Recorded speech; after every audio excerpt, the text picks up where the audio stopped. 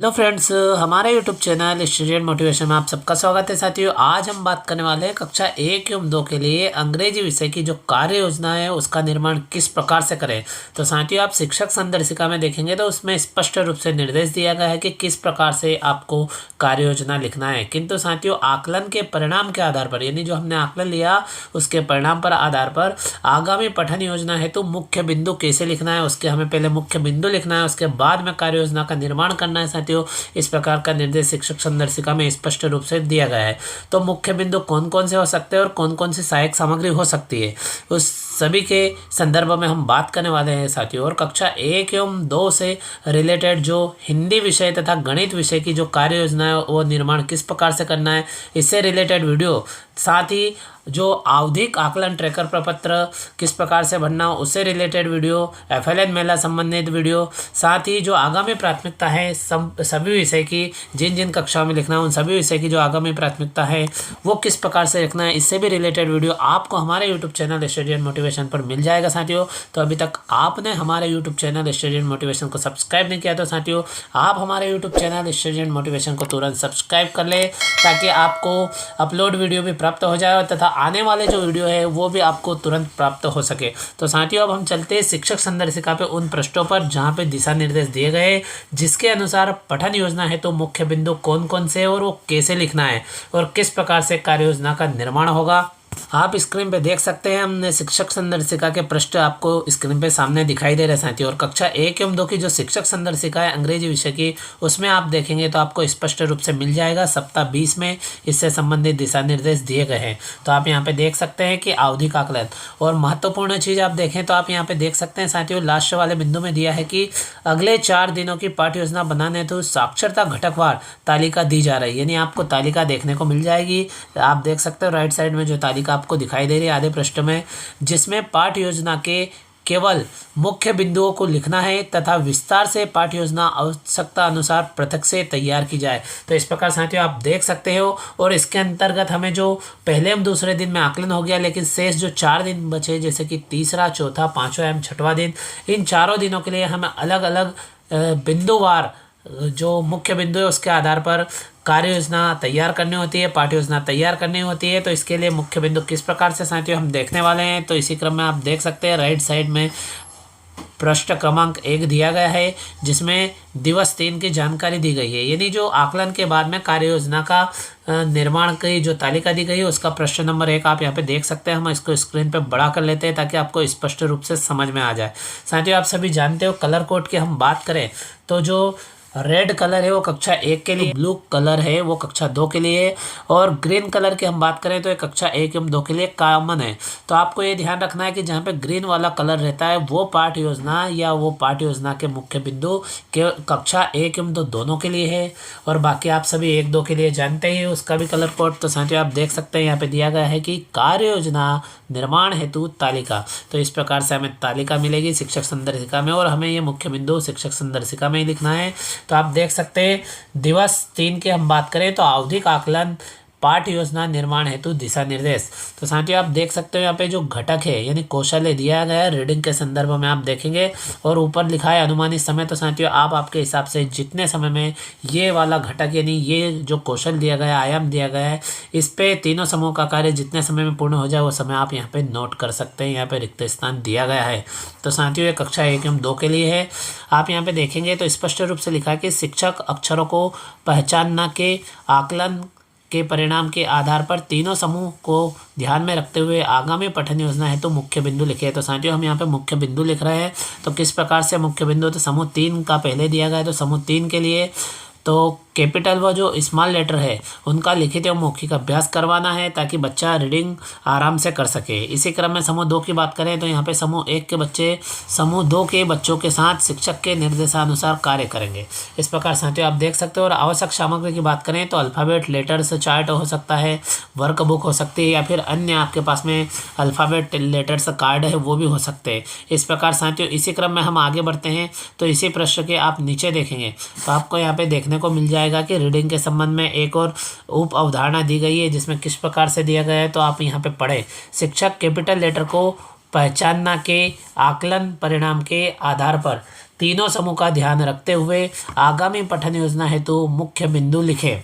तो क्या क्या होंगे मुख्य बिंदु, किस प्रकार से होगा समूह के अनुसार, तो आप देख सकते हैं समूह 3 के लिए कैपिटल स्मॉल लेटर का मौखिक अभ्यास करवाना, यानी जो कैपिटल और स्मॉल लेटर है वो समूह 3 के लिए मौखिक उसका अभ्यास करवाना, और आवश्यकता हो तो लिखित अभ्यास करवा सकते हैं अपन। फिर समूह 2 की बात करें तो जिस बच्चे को जो लेटर नहीं आता है उस लेटर पर शिक्षक के निर्देशानुसार समूह 1 के बच्चे कार्य करवाएंगे, और इस प्रकार से समूह में देखेंगे तो समूह 2 के बच्चों के साथ पीयर लर्निंग के अंतर्गत कार्य में संलग्न रहेंगे। इस प्रकार साथियों दिवस 3 की 2 उप अवधारणाओं के संबंध में बात हो गई। इसी क्रम में हम देखेंगे तो साथियों दिवस 3 के लिए आप देख सकते हो यहाँ पे दिया गया है, तो ये कलर कोड का आपको विशेष ध्यान रखना है। तो आप देखेंगे कलर कोड तो स्पष्ट हो जाएगा कि ये जो यहाँ पे उप अवधारणा लिखी है कक्षा 2 के लिए है। कक्षा 2 के लिए इसलिए है क्योंकि यहाँ पे आप कलर कोड देख सकते हैं।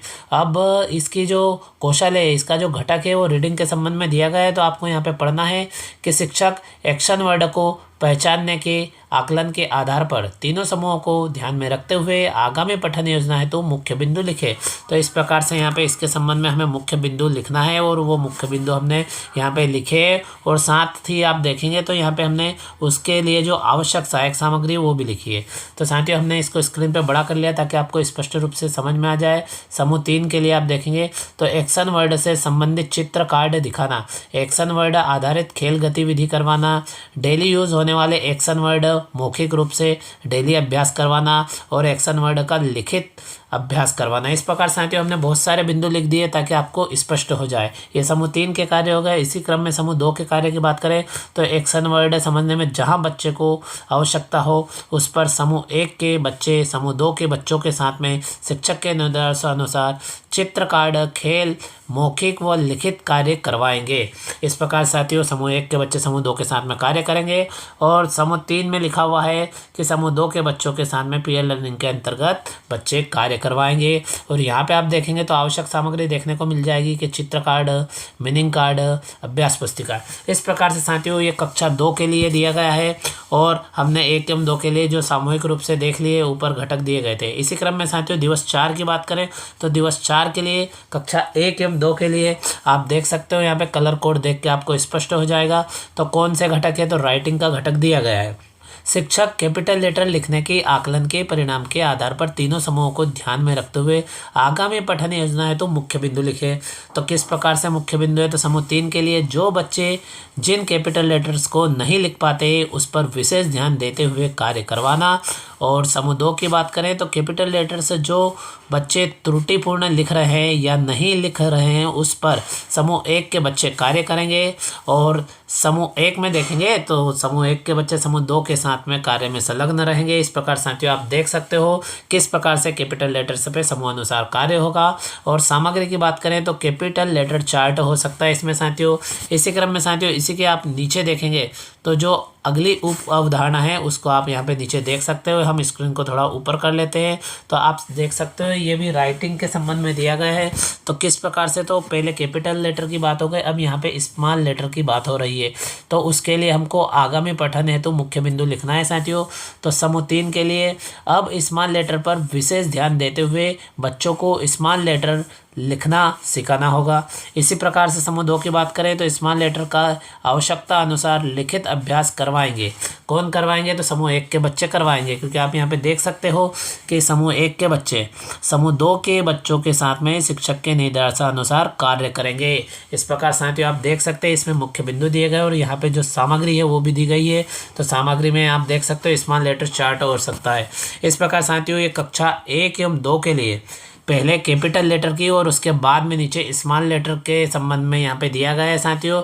तो किस प्रकार से इनके जो पठन के आगामी मुख्य बिंदु वो हो गए। इसी क्रम में हम अगले प्रश्न पे आगे बढ़ते हैं। तो दिवस 4 के जो अगले घटक की बात करें तो दिवस 4 के संबंध में अगला घटक आपको यहाँ पे स्क्रीन पे देखने को मिल जाएगा साथियों, आप देख सकते हो। और इसके संबंध में भी आप देखेंगे तो यहाँ पे स्पष्ट रूप से लिखा गया है कि शिक्षक कैपिटल लेटर लिखने के आकलन परिणाम के आधार पर तीनों समूह को ध्यान में रखते हुए आगामी पठन योजना है तो मुख्य बिंदु लिखे। तो साथियों हमने यहाँ पे समूह अनुसार मुख्य बिंदु लिखे। हम इसको थोड़ा ऊपर कर लेते हैं ताकि आपको पूरी जानकारी एक साथ दिखाई दे। तो साथियों आप देख सकते हो, अब पूरी जानकारी आपको स्पष्ट रूप से दिखाई दे रही है। तो आप देख सकते हो इस घटक के अंतर्गत समूह 3 की बात करें तो बच्चों के लेटर की बनावट यानी लिखावट पर कार्य करना होगा।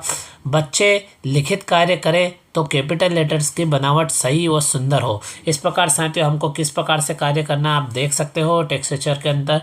और समूह 2 की हम बात करें तो समूह 2 के बच्चों की कमी को ध्यान में रख कर कैपिटल लेटर की बनावट में समूह 1 के बच्चे शिक्षक के निर्देशानुसार सुधार कार्य करवाएंगे और समूह 1 के बच्चे समूह 2 के साथ में पेयर लर्निंग के अंतर्गत कार्य करेंगे। इस प्रकार साथियों आप देख सकते हो। और सहायक सामग्री की बात करें तो कैपिटल लेटर चार्ट हो सकता है, अल्फाबेट चार्ट हो सकता है, वर्क बुक हो सकती है और टेक्स्ट बुक हो सकती है। जहाँ पे जिसका आवश्यकता हो उसका उपयोग हम कर सकते हैं साथियों। इस प्रकार से दिवस 4 की बात हो गई। यदि दिवस 3 एवं दिवस 4 में क्या करना है स्पष्ट हो गया। इसी क्रम में साथियों दिवस 5 की हम बात करें, यानी साथियों आगामी 4 दिवस के लिए यह कार्य योजना है और किस प्रकार से है तो इसमें पठन के आगामी बिंदु दिए गए साथियों आप देख सकते हो। और आपसे रिक्वेस्ट है कि चैनल को अभी तक सब्सक्राइब नहीं किया तो FLN संबंधित समस्त प्रकार की जानकारी तुरंत प्राप्त करने के लिए आप हमारे YouTube channel study and motivation को तुरंत सब्सक्राइब करें तथा वीडियो अपने दोस्तों के साथ अधिक से अधिक शेयर करें ताकि जिन साथियों को इसकी आवश्यकता है उनकी समय पर सहायता हो सके साथियों। तो आप देख सकते हो सप्ताह 20 के अंतर्गत आप देखेंगे तो दिवस 5 की हम बात कर रहे हैं। तो इसमें अनुमानित समय जो आपको लगता है वो लिख सकते हैं आप। और घटक तो रीडिंग के अंतर्गत घटक की बात करें तो यहाँ पे आप देख सकते हो इसके संबंध में भी दिया गया है कि शिक्षक रंगों को पहचानने के आकलन के आधार पर तीनों समूहों को ध्यान में रखते हुए आगामी पठन योजना हेतु तो मुख्य बिंदु लिखे। तो साथियों यहाँ पे आप घटक के नीचे देखेंगे तो जो जानकारी लिखी हुई नोटेड है उसको आपको एक बार अवश्य रूप से पढ़ लेना ताकि आपको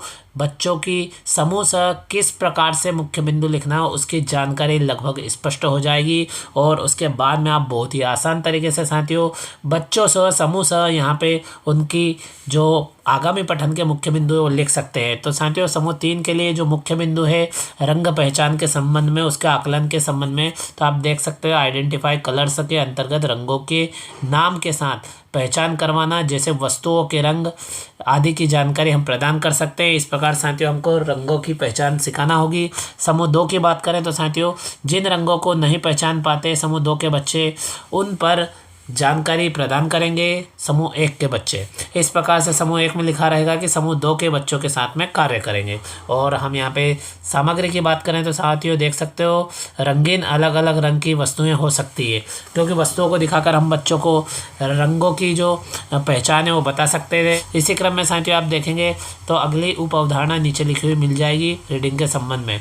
और कलर को ध्यान रखते हुए साथियों आप स्पष्ट रूप से समझ जाए कि कौन सा कक्षा 1 एवं 2 दोनों के लिए है, कौन सी पठन है तो मुख्य बिंदु कक्षा 1 के लिए और कौन सी कक्षा 2 के लिए। तो साथियों आप देख सकते हो यहाँ पे तो घटक के अंतर्गत रीडिंग का दिया गया है और शिक्षक यहाँ पे दिया गया है कि शिक्षक साइज को पहचानने के आकलन के आधार पर तीनों समूहों को ध्यान में रखते हुए आगामी पठन योजना के मुख्य बिंदु लिखें। तो साथियों आप देख सकते हो यहाँ पे साइज को पहचानना के संबंध में दिया गया है। तो यहाँ लिखा हुआ कि आइडेंटिफाई साइज अंतर्गत चित्र वस्तुओं के आकार की पहचान करना सिखाना है, यानी बच्चों को उनकी साइज के बारे में जानकारी प्रदान करना, उनके आकार के बारे में जानकारी प्रदान करना।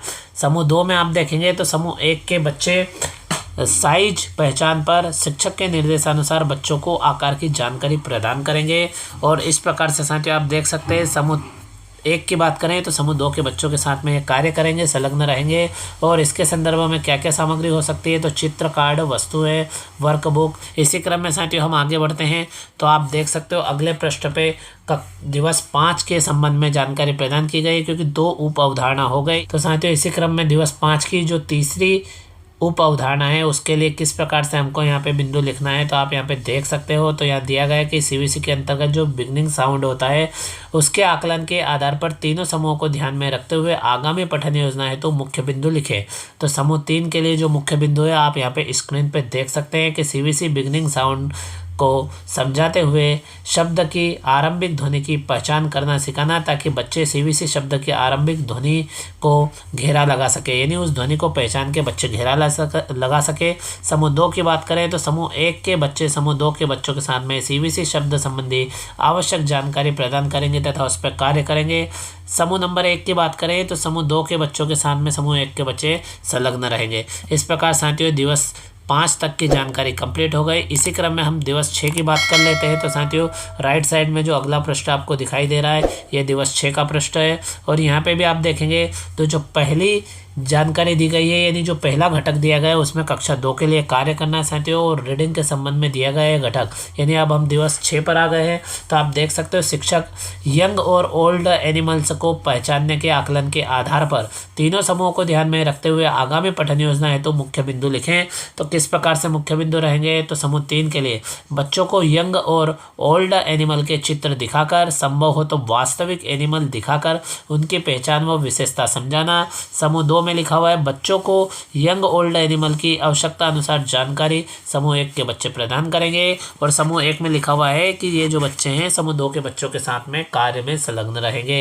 और सामग्री की बात करें तो शब्द कार्ड दिखाकर या वर्क बुक में दिए गए चित्र दिखाकर आप यह जानकारी यानी इस कौशल से संबंधित जानकारी प्रदान कर सकते हो साथियों। इसी के संबंध में हम आगे देखेंगे, यानी दिवस 6 के संबंध में जो हमारी पठन योजना है वो आप नीचे देख सकते हो। तो आप देख सकते हो यहाँ पे फिर पहले हमने कक्षा 2 की देख ली, इस प्रकार से कक्षा 1 एवं 2 के लिए सामूहिक पठन योजनाएं देखेंगे। तो रीडिंग के संबंध में दिया गया है कि शिक्षक सीवीसी एंडिंग साउंड के आकलन के आधार पर, यानी अभी हमने बिगनिंग साउंड की बात कर ली सीवीसी के अंतर्गत, अब एंडिंग साउंड की बात करें तो उसके आधार पर तीनों समूहों को ध्यान में रखते हुए आगामी पठन योजना है तो मुख्य बिंदु लिखें। तो समूह 3 के लिए नया सीवीसी शब्द बनाने के लिए आप देख सकते हो यहाँ पे कि एंडिंग जो साउंड है की पहचान करना सिखाना होगा और फिर उस शब्द पर घेरा लगाना होगा। इस प्रकार साथियों आप देख सकते हो एंडिंग साउंड के संबंध में क्या जानकारी प्रदान करना है। और इसी क्रम में समूह 2 की बात करें तो समूह 1 के बच्चे समूह 2 के बच्चों को शिक्षक के निर्देशानुसार एंडिंग साउंड की जानकारी प्रदान करेंगे, उसका अभ्यास कार्य करवाएंगे। और समूह 1 में लिखा हुआ है कि पेयर लर्निंग के अंतर्गत समूह 2 के बच्चों के साथ में कार्य करेंगे। इस प्रकार से साथियों ये दिवस 6 के 2 घटकों की बात हो गई है साथियों। इसी क्रम में जो दिवस 6 के शेष घटक बचे उन पे बात कर ले तो आप देख सकते हो अगले पृष्ठ पे इसकी भी जानकारी दी गई है। तो आप देख सकते हैं घटक रीडिंग का दिया गया है यहाँ पे, ये कक्षा 1 एवं 2 के लिए है। तो आप यहाँ पे देख सकते हैं कौन सी चीज़ों के संबंध में है।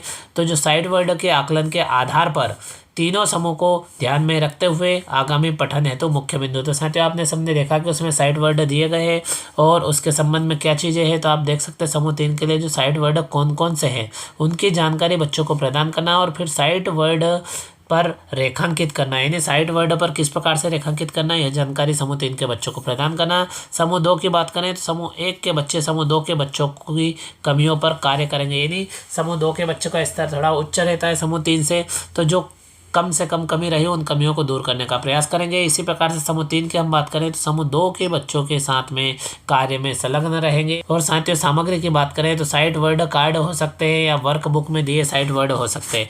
इस प्रकार साथियों अंतिम अवधारणा दी गई है दिवस 6 के संबंध में, तो वो हम देख लेते हैं, वो भी इसी पृष्ठ में नीचे दी गई है।